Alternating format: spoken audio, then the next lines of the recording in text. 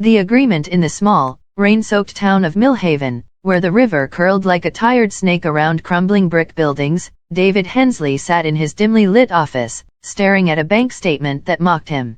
At 42, he was a man of quiet wealth, built from years of shrewd investments in local real estate.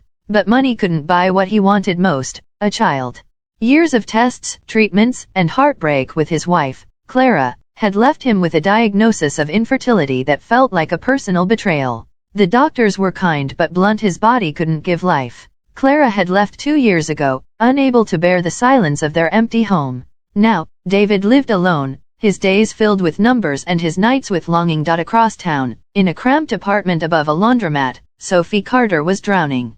At 19, she was a sophomore at Millhaven Community College, scraping by on scholarships and a part-time job at a diner. Her dreams of becoming a nurse were vivid, but money was a constant shadow.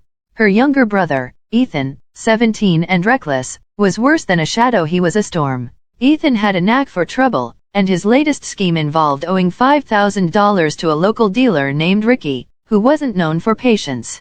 Sophie had bailed him out before, but this time, the debt was a guillotine over both their lives. She'd already maxed out her credit card and sold her old laptop. The diner tips weren't enough, and her scholarship wouldn't cover Ethan's mess.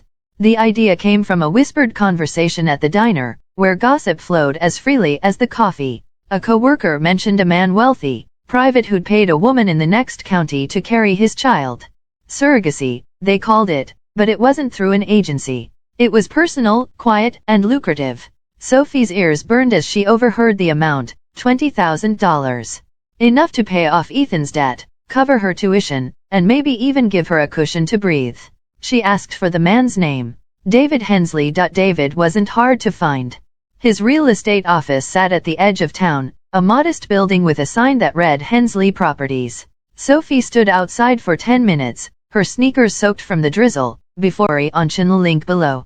Please like and subscribe Hanni'Tales and hit the bell icon for new videos.